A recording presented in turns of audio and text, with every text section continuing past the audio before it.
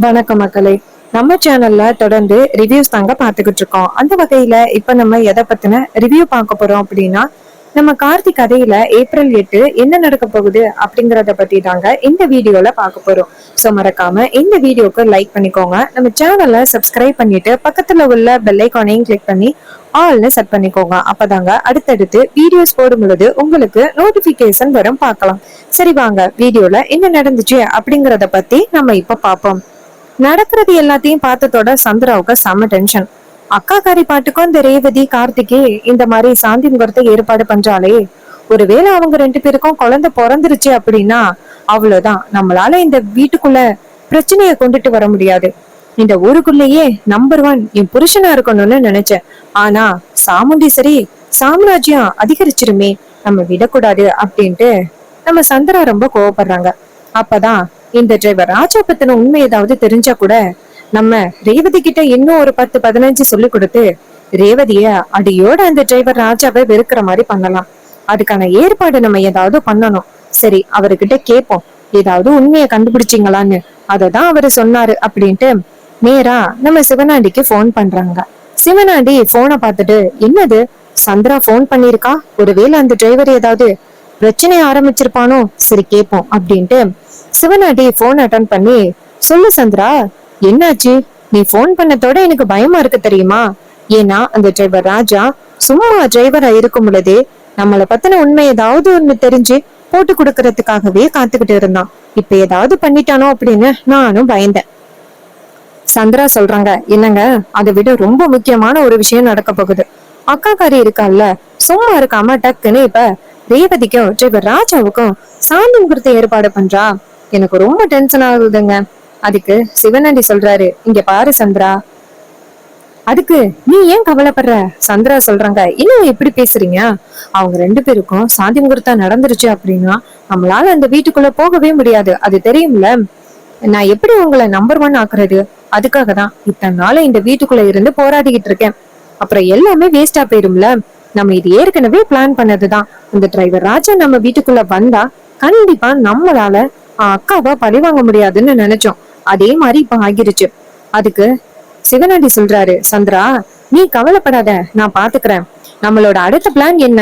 அந்த டிரைவர் ராஜா யாரு, எங்க இருந்து வந்திருக்கான், அவனோட பூர்வீகம் என்ன அப்படிங்கறத நம்ம கண்டுபிடிப்போம். ஏதாவது ஒரு வகையில அவன் சிக்குவான். அப்ப இருக்கு அவனுக்கு. அதோட அன்னைக்கு அந்த டிரைவர் ராஜாவோட அம்மாவை கடத்தணும்ல, சோ அவளோட போட்டோ பிடிச்சு வச்சிருக்கோம். சோ அந்த போட்டோவை காமிச்சு யாருக்காவது தெரியுதானே கேட்டு பார்ப்போம். ஏன்னா இந்த டிரைவரை தான் யாருக்கும் தெரியல, இவன் எங்க இருந்து வந்திருக்கான்னு தெரியல. அந்த பொம்பளையாவது யாருக்காவது தெரிஞ்சிச்சுன்னா அதை வச்சு நம்ம உண்மையை கண்டுபிடிக்கலாம்ல. ரவுடிக கிட்ட போட்டோவை கொடுத்திருக்கேன். அவனுங்க இப்ப எங்க பார்த்தாலும் தேடிக்கிட்டு இருக்கானுங்க. சாயந்தரத்துக்குள்ள ஏதாவது ஒரு விஷயத்த சொல்லுவானுங்க. அத வச்சு அவனை நம்ம பிடிச்சிடலாம், நீ கவலைப்படாத. அப்ப சந்திரா சொல்றாங்க, என்னங்க, இந்த டிரைவர் ராஜா வீட்டை விட்டு போகணும், ரேவதி வாழ வெட்டியா இருக்கணும். இதுதாங்க என்னோட முதல் திட்டமே. சரி, இந்த ரேவதிய நம்ம கட்டுப்பாட்டுக்குள்ள வச்சுக்கணும். அதுக்கு என்ன பண்றதுன்னு சொல்லுங்க. அப்ப சிவனாண்டி சொல்றாரு, நீ என்ன பண்றீன்னா அடிக்கடி அந்த மகேஷ பத்தி சொல்லிக்கிட்டே இரு. மகேஷ கடத்திட்டான் அந்த டிரைவர் ராஜா அப்படின்னு சொல்லிக்கிட்டே இரு.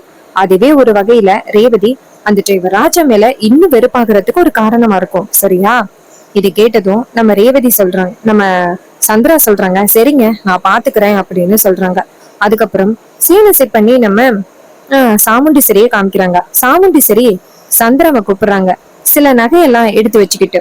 அப்ப சந்திர நேரா சிவனாண்டி கிட்ட, என்னங்க, அக்கா வேற என்ன கூப்பிடுறா, ரொம்ப நேரமா இப்படி போன் பண்ணிக்கிட்டு இருக்கிறத பார்த்தா சந்தேகப்படுவா.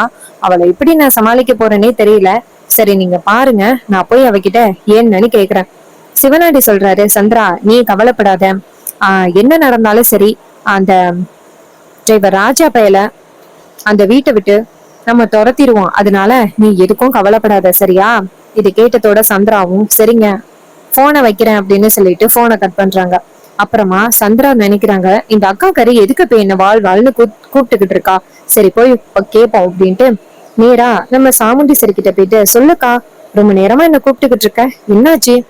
சாமுண்டீஸ்வரி சொல்றாங்க, இங்க பாரு சந்திரா, நகையெல்லாம் பாரு எவ்வளவு சூப்பரா இருக்குன்னு.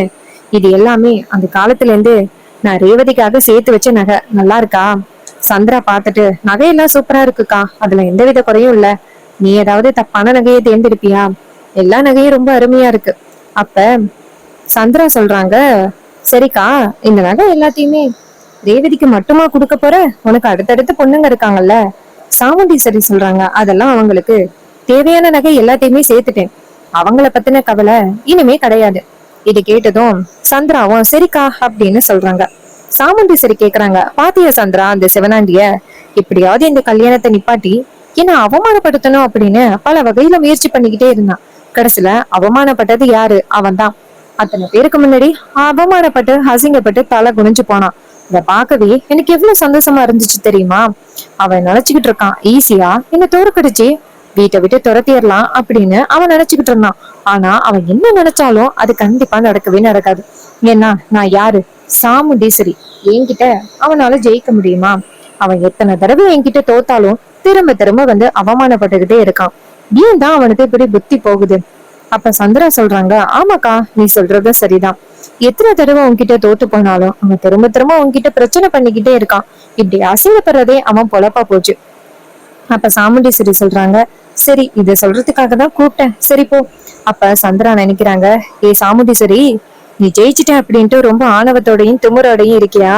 உன் ஆணவம் திமுறு எல்லாத்தையுமே இன்னும் கொஞ்ச நாள்ல நானும் என் புருஷனும் அடக்கி காமிக்கிறோம் அப்படின்ட்டு சந்திரா அந்த இடத்துல இருந்து போறாங்க. போயிட்டு நேரா ரேவதிய பாக்குறாங்க. அப்ப ரேவதி சந்திராவை பார்த்து, சொல்லுங்க சித்தி. சந்திரா சொல்றாங்க, ரேவதி, மாயாவுக்கு போன் பண்ணி பாத்தியா? ரேவதி சொல்றாங்க, இல்லக்கா, இல்ல சித்தி, நான் போன் பண்ணி பாக்கல. அப்ப சந்திரா சொல்றாங்க, நீ எப்படி போன் பண்ணுவ? அதான், உனக்கும் மகேஷுக்கும் கல்யாணம் ஆகல இல்ல, இதனால என்ன ஆச்சு தெரியுமா? அந்த மகேஷ் இப்ப எங்க போனானே தெரியல. இந்த டிரைவர் ராஜா இன்னும் மகேஷ விடுவிக்கவே இல்ல. பாவம், அந்த மகேஷ் இப்ப எங்க இருக்காரோ, ரொம்ப இன்னசென்ட். அப்ப ரோகிணி சொல்றாங்க, ஆமா சித்தி, அவரு ரொம்ப பாவம், ரொம்ப இன்னசென்ட். அவரை போய் இந்த டிரைவர் ராஜா எங்க கடத்தி வச்சிருக்கான்னு தெரியல. அம்மா கிட்ட சொன்னாலும் கொஞ்சம் கூட கண்டுக்க மாட்டேங்கிறாங்க. அப்ப சந்திரா சொல்றாங்க, இங்க பாரு, நான் சொல்றேன், என்ன தப்பா நினைச்சுக்காதீங்க. எனக்கு என்னமோ அந்த டிரைவர் ராஜா சாமுண்டீஸ்வரியத்தைய ஏதோ பண்ணிட்டான். அதனாலதான் வந்துட்டு அத்தை, அம்மா, அக்கா என்ன சொன்னாலுமே கேட்டுக்கிட்டே இருக்கா. இங்க பாரு ரேவதி, நீ தான் எப்படியாவது உன் லைஃப காப்பாத்திக்கணும். அந்த மாதிரி ஒருத்தன் கூட நீ சேர்ந்து வாழ போற? இங்க பாரு, அந்த மாதிரி ஒருத்தன் கூட எல்லாம் நீ சேர்ந்து வாழ்ந்தேன்னா உன் லைஃபே ஸ்பாயில் ஆயிடும். இங்க பாரு, நீ தான் உன் லைஃப காப்பாத்திக்கணும். அப்ப ரோகிணி சொல்றாங்க, ஆமா ரேவதி, சித்தி சொல்றது சரிதான். அந்த மாதிரி ஒரு கூட வாழ்றதுக்கு நம்ம சும்மா இருக்கலாம். அவன் வந்து சரியான யமகாதங்க. அவன் சீட்டிங் பேர்வழி. அவன் கூட எல்லாம் சேர்ந்து வாழணும்னு நினைக்காத. ரேவதி கேக்குறாங்க, என்ன பேசுறீங்க எல்லாரும்? நான் எப்படி அவன் கூட சேர்ந்து வாழுவேன்? பாவம், மகேஷ் இப்ப எங்க இருக்காருன்னே தெரியல. அவரு பாவம். மாயாவும் ரொம்ப பாவம். அவங்க ஒரே ஒரு மகா மாதிரி வளர்த்தாங்க மகேஷ. அவனையும் இப்படி கொஞ்சம் கூட இறக்கமே இல்லாம இந்த டிரைவர் ராஜா கடத்திட்டான், பாவம் அப்படின்னு சொல்லிக்கிட்டு இருக்காங்க. அப்ப நம்ம சந்திரா சொல்றாங்க, இங்க பாரு, நீ இப்ப நினைச்சா கூட அந்த டிரைவர் ராஜாவை வீட்டு விட்டு துரத்தலாம். அதுக்கு ரேவதி சொல்றாங்க, சித்தி, இப்ப நினைச்சா கூட அவனை இந்த வீட்டை விட்டு துரத்தலாம். ஆனா அம்மா அது கேக்குற நிலைமையில இல்லையே, அதனாலதான் எனக்கு ரொம்ப கவலையா இருக்கு. அதுக்கு சந்திரா சொல்றாங்க, நீ கவலைப்படாத. ஒரு நாள் இல்லைன்னா ஒரு நாள் அவன் இப்படிப்பட்டவன் அப்படிங்கறத நம்ம நிரூபிச்சு அவனை இந்த வீட்டை விட்டு துரத்திடலாம். அதுக்கு நீ எனக்கு துணையா இருந்தா மட்டும் போதும் ரேவதி. இது கேட்டதும் ரேவதியும், சரி சித்தி, நான் உங்களுக்கு கண்டிப்பா உதவி பண்றேன். ரோகிணி சொல்றாங்க, இங்க பாருங்க சித்தி, நான் ரேவதியோட லைஃப்காக நானும் ஹெல்ப் பண்றேன் அப்படின்னு சொல்றாங்க. அப்புறம் சந்திரா இதை பார்த்துட்டு ரொம்ப சந்தோஷப்படுறாங்க. ஆக மொத்தம் சாமுண்டீஸ்வரிக்கு எதிரா இன்னும் 2-3 பேரை தூண்டி விட்டாச்சு அப்படின்னு சந்திரா ரொம்ப சந்தோஷத்துல இருக்காங்க. பெத்த பொண்ணையே உனக்கு எதிரா தூண்டி விட்டான் பாத்தியா அப்படின்னு. இன்னொரு பக்கம் நம்ம அபிராமி என்ன பண்றாங்கன்னா, நேரா பரமேஸ்வரிக்கு போன் பண்றாங்க. பரமேஸ்வரி போனை பார்த்துட்டு, நாச்சியா போன் அடிக்கிறாளே, ரொம்ப சந்தோஷத்துல இருப்பான், தன் பிள்ளைக்கு கல்யாணம் ஆகிருச்சு அப்படின்னு. அப்ப பரமேஸ்வரி கேக்குறாங்க, அபிராமி, நாச்சியா சொல்லுமா, எங்க இருக்க? அபிராமி சொல்றாங்க, எங்க அம்மா இருப்பேன், ஒவ்வொரு கோவிலா என்னோட கடமைகளை நிறைவேற்றிக்கிட்டு வரேன். கார்த்திக்கு கல்யாணம் ஆகிருச்சுன்னா ஒவ்வொரு கோவில்லையும் அன்னதானம் பண்றேன்னு வேண்டிக்கிட்டேன், அபிஷேகம் பண்றேன்னு வேண்டிக்கிட்டேன். இதே மாதிரி நிறைய வேண்டி இருக்கேன். அது எல்லாத்தையுமே இனிமே ஒவ்வொன்னா செஞ்சுட்டு வர்றதுதான் என் வேலை. பரமேஸ்வரி சொல்றாங்க, அபிராமி, எல்லாம் சரிதான், ஆனா எங்க ஊருக்கு பக்கத்துல எதுவும் வந்துடாத. ஒருவேளை உன்னை பத்தி யாருக்காவது தெரிஞ்சிச்சு, அவ்வளவுதான், கார்த்திய பத்தியும் கண்டுபிடிச்சிருவாங்க. அதுக்கு அபிராமி சொல்றாங்க, அம்மா, இங்க யாருக்குமா என்னை பத்தி தெரிய போகுது? என்னை பத்தி யாருக்கும் தெரியாது, நீங்க எதுக்கும் கவலைப்படாதீங்க. பரமேஸ்வரி சொல்றாங்க, சரிம்மா தாயி, நான் வைக்கிறேன், நீ சந்தோஷமா எல்லாருக்கும் நல்லது பண்ணு அப்படின்னு சொல்லிட்டு போனை கட் பண்றாங்க. அபிராமி வந்துட்டு எல்லாருக்குமே அன்னதானம் பண்ணிக்கிட்டு இருக்காங்க. அப்ப ஒவ்வொருத்தரும் அபிராமிய பார்த்துட்டு ரொம்ப நன்றிமா அப்படின்னு சொல்லிக்கிட்டு இருக்காங்க. அப்பதான் சிவனாண்டியோட ஆட்கள் வந்துட்டு அந்த பக்கமா வராங்க. அப்ப அபிராமி நிக்கிறத பார்த்து, டேய் ஒரு நிமிஷம் நில்லுடா, இந்த போட்டோ காமி அப்படின்னு சொல்லிட்டு போட்டோவை பாக்குறாங்க. பார்த்தா அதுல அபிராமி இருக்காங்க. என்னடா இது, இந்த பொம்பளை இந்த போட்டோல பாக்கையில ரொம்ப ஏழையா இருக்கா, ஆனா பார்த்தா அப்படி தெரியல, எல்லாருக்கும் அன்னதானம் பண்ணிக்கிட்டு இருக்கா, பார்க்கவே பணக்கார பொம்பளை மாதிரி இருக்காளே, என்னடா நடக்குது இங்க? அப்ப இன்னொருத்தன் சொல்றான், டேய் இவளை பார்த்தாலே அண்ணன் போன் பண்ண சொன்னாங்கல்ல, நேரா அண்ணனுக்கு போன் பண்ணு. உடனே போன் பண்றாங்க. அப்பதான் சிவனாண்டி போன் அட்டன் பண்ணி, சொல்லுங்கடா என்னாச்சு, அந்த பொம்பளையை கண்டுபிடிச்சிங்களா இல்லையா, சீக்கிரம் செய்திய சொல்லுங்க. அப்ப அந்த ரவுடிங்க சொல்றாங்க, அண்ணா நீங்க சொன்ன மாதிரியே அந்த போட்டோ வச்சு எங்க பார்த்தாலும் தேடி பார்த்தோம், அதுல எங்களுக்கு ஒரு முக்கியமான ஆதாரம் சிக்கிருச்சு. சிவனாண்டி கேக்குறாரு, என்ன ஆதாரம்னு சொல்லுங்கடா சீக்கிரம். அப்ப அவங்க சொல்றாங்க, அண்ணா அந்த போட்டோல இருக்கிற பொம்பளைய நாங்க நேரா ஒரு கோவில்ல பார்த்தோம், ஆனா அந்த கோவில்ல அந்த பொம்பளை ஏழை மாதிரியே தெரியல, நிறைய பேருக்கு அன்னதானம் பண்ணிக்கிட்டு இருக்கா. சிவனாண்டி சொல்றாரு, என்னடா அது, என்னால நம்பவே முடியல, எங்க போட்டோ அனுப்பு. உடனே அவங்களும் சரி அப்படின்னு சொல்லிட்டு போட்டோ பிடிச்சு அனுப்புறாங்க. அப்ப போட்டோவை பார்த்ததோட சிவனாண்டிக்கு ரொம்ப அதிர்ச்சி. பார்க்க ரொம்ப ஏழை மாதிரியே இருந்தா, இப்ப என்ன பணக்கார மாதிரி இருக்கா, எதுக்காக அப்புறம் இவளுங்க நடிக்கிறாளுங்க, சரி பக்கத்துல உள்ளவங்க கிட்ட விசாரிக்க சொல்லலாம் அப்படின்னு அந்த ரவுடிங்களுக்கு போன் பண்ணி, டேய் அந்த பொம்பளைய பத்தி பக்கத்துல உள்ளவங்க கிட்ட விசாரிங்க அப்படின்னு சொன்னதோட அவனுங்களும் சரின்னு அப்படின்னு சொல்லிட்டு பக்கத்துல உள்ளவங்க கிட்ட விசாரிக்கிறாங்க. அப்ப பக்கத்துல உள்ளவங்க சொல்றாங்க, சார் இவங்கள பத்தி தெரியாதா, இவங்க பேரு Abirami, Abirami group of company இருக்குல்ல அதோட எம்டி, இவங்க செமையான பணக்காரவங்க, இவங்க மொத்தமா 5000 கோடி சொத்துக்கு அதிபதி. அப்ப அவங்க கேக்குறாங்க, அப்படியா, சரி இவங்களுக்கு பையன்லாம் இருக்காங்களா? அவங்க சொல்றாங்க, 3 பையங்க மொத்தமா, அதுல 3வது பையன் இப்ப அந்த அபிராமி காஸ்மெட்டிக் கம்பெனியை நடத்திக்கிட்டு இருந்தாரு. அவரோட ஒய்ஃப் திடீர்னு இறந்ததுனால சோகத்துல பாட்டி வீட்டுக்கு வந்துட்டாரு. பாட்டி வீட்டுக்கு வந்த பிறகு அவரை அதிகமாவும் பார்க்க முடியல. அவர் ஊர்ல இருக்காருன்னு சொல்றாங்க, சில பேர் எங்கேயோ வெளிநாடு போயிட்டான்னு சொல்றாங்க.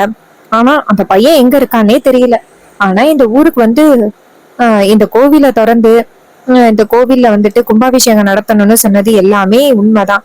ஆனா அதுக்கப்புறம் அந்த பையன் எங்க போனான்னு தெரியல. இதை கேட்டதும் அவங்க கேக்குறாங்க, சரி அந்த பையன் இவனான்னு பாருங்க அப்படின்ட்டு போட்டோவை காமிக்கிறாங்க. பார்த்தா கார்த்தியோட போட்டோவை பார்த்துட்டு இவங்கதான் சார் அப்படின்னு சொன்னதோட அந்த ரவுடிங்க ரொம்ப அதிர்ச்சியாகி நேரா நம்ம சிவனாண்டிக்கு போன் பண்றாங்க. சிவனாண்டி போன் அட்டன் பண்ணி, சொல்லுங்கடா ஏதாவது ஆதாரம் கிடைச்சிச்சா? அப்ப அந்த ரவுடிங்க சொல்றாங்க, அண்ணா ஆதாரம், பலமான ஆதாரம் கிடைச்சிருக்கு, இவன் சாதாரண ஆள் கிடையாதுன்னு, உங்ககிட்ட என்னென்ன சொத்து இருக்கு, இவன் 5000 கோடி சொத்துக்கோட அதிபதின்னு, இவன் சரியான பணக்காரன், ஆனா இவன் எதுக்காக சாமுண்டீஸ்வரி வீட்டுல வந்துட்டு வேலை பாக்குறான்னு தெரியுமா? சாமுண்டீஸ்வரியோட சொந்த மருமகன் தான் அவன், இப்ப வீட்டோட மருமகனும் ஆகிட்டான். அண்ணன் இந்த குடும்பத்தை ஒண்ணு சேர்க்கறதுக்காக தான் அவன் இந்த ஊருக்குள்ள என்ட்ரி ஆகியிருக்கான். இது தெரியாம தான் நீங்களும் இத்தனை நாள் இருந்திருக்கீங்க, நம்மள நல்லா ஏமாத்திட்டாங்க. அப்ப சிவனாண்டி சொல்றாரு, எனக்கு ஆரம்பத்திலேயே சந்தேகம், இவன் சாதாரண ஆள் கிடையாது, இவனோட பேக்ரவுண்டே ரொம்ப பெரிய பேக்ரவுண்டுன்னு நினைச்சோம், அதே மாதிரி நடந்துருச்சு, இவன் சாதாரண ஆளே கிடையாது, இவனை பத்தின உண்மை வேற ஏதாவது தெரியுமா? அந்த ரவுடிங்க சொல்றாங்க, அண்ணா அதோட இவனுக்கு ஏற்கனவே கல்யாணம் ஆகிருக்கு, ஒய்ஃப் வந்துட்டு இறந்திருக்கா. இது கேட்டதும் சிவனாண்டி சொல்றாரு, அந்த ராஜ சேதுபதியோட பேரன் அப்படின்னு பொசுக்குன்னு என்னால அந்த சாமுண்டீஸ்வரி கிட்டயோ இல்ல ரேவதி கிட்டயோ சொல்ல முடியாது, நான் போய் சொல்றேன் அப்படின்னு நினைப்பாங்க. சரி அவனுக்கு கல்யாணமான போட்டோ ஏதாவது இருக்கா? அந்த ரவுடிங்க சொல்றாங்க, அண்ணா இருக்குண்ணா, நாங்க இப்ப உடனே அனுப்புறோம் அப்படின்ட்டு நேரா போட்டோவை அனுப்புறாங்க. அப்ப சிவனாண்டி அந்த போட்டோவை பார்த்துட்டு, சூப்பர், இது போதும் இந்த குடும்பத்துக்குள்ள பிரச்சனையை கொண்டு வர்றதுக்கு, சரி நான் பாத்துக்கிறேன் அப்படின்ட்டு போனை கட் பண்ணிட்டு அப்ப சிவனாண்டி நினைக்கிறாரு, டேய் நீ சரியான ஆளுதான், ராஜ சேதுபதியோட பேரன், அதுவும் ஏற்கனவே உனக்கு கல்யாணம் ஆகிருக்கு, பொண்டாட்டி இறந்திருக்கா, அவளை விட்டுட்டுதான் நீ வந்து ரேவதியை கல்யாணம் பண்ணிருக்கியா? எனக்கு இது லட்டு மாதிரி சான்ஸ். இப்போதைக்கு நீ ராஜ சேதுபதியோட பேரன் அப்படின்னு சொன்னா கண்டிப்பா அவங்க எல்லாரும் சேர்ந்து இந்த குடும்பத்தை ஒண்ணு சேர்க்கறதுக்காக பாப்பாங்க. அதனால நீ இப்போதைக்கு ராஜ சேதுபதியோட பேரன் அப்படின்னு சொல்றது எனக்கு தான் கஷ்டம். அதனால நீ ராஜ சேதுபதியோட பேரன் இல்லைன்னு சொல்லி உனக்கு ஏற்கனவே கல்யாணம் ஆகிட்ட அப்படின்னு புது பிரச்சனையை உண்டுட்டு வருவோம் அப்படின்னு சொல்லிட்டு சிவனாண்டி நேரா நம்ம சந்திராவுக்கு ஃபோன் பண்றாங்க. சந்திரா ஃபோன் அட்டன் பண்ணி, சொல்லுங்க, சாயந்தரத்துக்குள்ள ஏதாவது ஒரு முக்கியமான விஷயத்த முடிக்கிறேன்னு சொன்னீங்க, ஏதாவது சான்சஸ் இருக்கா? அப்ப அவரு சொல்றாரு, இங்க பாருமா, ரொம்ப முக்கியமான ஒரு ஆதாரம் நம்ம கையில சிக்கிருச்சு, நான் உனக்கு ஒரு போட்டோ அனுப்புறேன் பாரு அப்படின்னு சொன்னதோட சந்திராவும் சரிங்க அப்படின்ட்டு போட்டோவை பாக்குறாங்க. போட்டோவை பார்த்ததோட சந்திராவுக்கு செம ஷாக்கு. என்னங்க இது, இந்த போட்டோல இந்த டிரைவர் ராஜா யாரு கூடயே இருக்கான்? அப்ப சிவனாண்டி சொல்றாரு, இவன் டிரைவர் ராஜா எல்லாம் இல்ல, 5000 கோடி சொத்துக்கோட அதிபதி கார்த்தி, அபிராமி காஸ்மெட்டிக் கம்பெனியோட ஓனர் கார்த்தி, அதுவும் ராஜசேதுபதி இருக்காங்க அவனோட பேரன். நம்மள நல்லா ஏமாத்தி இந்த வீட்டுக்குள்ள வந்திருக்காங்க. இது கேட்டதும் நம்ம சந்திராவுக்கு செம ஷாக்கு. என்னங்க, எனக்கு ஆரம்பத்துல இருந்தே சந்தேகம் இருந்துச்சு, இந்த வீட்டுக்குள்ள என்ன பிரச்சனை நடந்தாலும் இந்த வீட்டையே சுத்தி சுத்தி வரானே அப்படின்னு எனக்கு ஆரம்பத்துல இருந்தே சந்தேகம் இருந்துச்சு. ஆனா இந்த அளவுக்கு இவன் பண்ணுவான் அப்படின்னு நான் எதிர்பார்க்கவே இல்லை. இப்ப என்ன பண்ணலாம்னு சொல்லுங்க. அப்ப சிவனாடி சொல்றாரு, என்ன பண்ணலாம், நீ போயிட்டு ரோகிணி கிட்ட விஷயத்த சொல்லு, அவ என்ன பண்றா அப்படிங்கறத பாக்கலாம். இதை கேட்டதும் சந்திரா சொல்றாங்க, சரிங்க, இந்த விஷயத்த பத்தி நான் ரேவதி கிட்ட உடனே சொல்றேன் அப்படின்ட்டு போனை கட் பண்ணிட்டு அந்த போட்டோவை பார்த்துட்டு, டேய் ராஜா, நீ எவ்வளவு பெரிய ஆளு, ஆனா இந்த வீட்டுக்குள்ள இவ்வளவு சுலபமா வந்து எங்களை எல்லாரையும் ஏமாத்திட்டியல்ல, இப்போதைக்கு அக்கா கிட்டே இந்த விஷயத்த பத்தி சொல்லக்கூடாது, ரேவதி கிட்டதான் போய் விஷயத்த சொல்லணும் அப்படின்னு சந்திரா நேரா ரேவதிய பாக்குறாங்க. அப்ப ரேவதி பக்கத்துல ரோகிணி துர்கா இருக்காங்க. அப்பதான் ஆமா, சந்திரா போயிட்டு நேரா ரோகிணி கிட்டையும் துர்கா கிட்டையும், 2 பேரும் ஒரு 5 நிமிஷம் வெளியில இருக்கீங்களா, நான் ரேவதி கிட்ட முக்கியமான விஷயம் பேசணும். ரோகிணியும் துர்காவும் சரி அப்படின்னு சொல்லிட்டு வெளியில போக, அப்ப சந்திரா நேரா ரேவதி கிட்ட, ரேவதி, நீ நல்லா ஏமாந்துட்ட ரேவதி, இவன் சரியான ஃப்ராடு, இவனுக்கு ஏற்கனவே ஒரு கல்யாணம் நடந்திருக்கு, அந்த பிள்ளைய நல்லா ஏமாத்தி கொன்னுட்டு தான் அவன் இப்ப இங்க வந்திருக்கான், இவன் சரியான ஃப்ராடு ரேவதி அப்படின்னு சொன்னதோட ரேவதி சொல்றாங்க, என்ன சித்தி சொல்றீங்க, இவன் சாதாரண டிரைவர் தானே? அப்ப சந்திரா சொல்றாங்க, அப்படிதான் நினைச்சுக்கிட்டு இருந்தேன் இவன் சாதாரண டிரைவர் அப்படின்னு. இவன் சாதாரண டிரைவர் எல்லாம் கிடையாது, சரியான எமக்காக சீட்டிங் பேர் வழி, சொத்துக்காக தான் இதெல்லாம் பண்ணிக்கிட்டு இருந்திருக்கான். அந்த பொண்ணு சொத்துக்காக கல்யாணம் பண்ணி அந்த பொண்ணை கொன்னுட்டான். இப்ப அடுத்ததா உன்னை கல்யாணம் பண்ணி உன் சொத்தையெல்லாம் ஆட்டையை போட்டு உன்னையும் காலி பண்றதுக்காக தான் வந்திருக்கான். இதை கேட்டதும் ரேவதிக்கு செம்ம ஷாக்கு. சந்திரா கிட்ட, சித்தி, உங்களுக்கு இந்த விஷயத்த பத்தி எப்படி சொல்லி தெரியும்? அப்ப சந்திரா சொல்றாங்க, தெரியும்னு மட்டும் இல்ல, ஆதாரத்தோட தான் வந்திருக்கேன் அப்படின்ட்டு அந்த போட்டோவை காமிக்கிறாங்க. அந்த போட்டோவை பார்த்ததோட ரேவதிக்கு செம்ம ஷாக்கு. என்ன சித்தி இது? அப்ப சந்திரா சொல்றாங்க, நானுமே ஆரம்பத்துல இதை பார்த்ததோட ரொம்ப அதிர்ச்சி ஆகிட்டேன், இது பொய்யா இருக்குமோன்னு நினைச்சேன், ஆனா பொய்யெல்லாம் இல்ல ரேவதி, இது எல்லாமே உண்மை. இவன் நல்லா நம்ம வீட்டுக்குள்ள வந்துட்டு ஏமாத்திட்டான், இனிமே நம்மளால எதுவுமே பண்ண முடியாது ரேவதி அப்படின்னு சொல்ல, ரேவதி சொல்றாங்க, சித்தி, நீங்க ஏன் இவனுக்கெல்லாம் பயப்படுறீங்க, இவனை இந்த வீட்டை விட்டு துரத்தி அடிச்சுட்டு நான் மறு வேலை பாக்குறேன் அப்படின்னு செம்ம கோவப்படுறாங்க. சோ இந்த ப்ரெடிக்ஷன் உங்களுக்கு எந்த அளவுக்கு பிடிச்சிருந்துச்சு அப்படின்னு மறக்காம கமெண்ட்ல சொல்லுங்க. இதே மாதிரி இனிமே அப்டேட்ஸ் நம்ம சேனல்ல நீங்க தொடர்ந்து பார்க்கலாம். மறக்காம நம்ம சேனலை சப்ஸ்கிரைப் பண்ணிட்டு பக்கத்துல உள்ள பெல் ஐகானையும் கிளிக் பண்ணி ஆல்ல செட் பண்ணிக்கோங்க. அப்பதாங்க அடுத்தடுத்து வீடியோஸ் போடும்போது உங்களுக்கு நோட்டிபிகேஷன் வரும். இது வரைக்கும் நம்ம சேனலை சப்போர்ட் பண்ணவங்க எல்லாருக்குமே ரொம்ப தேங்க்ஸ்ங்க.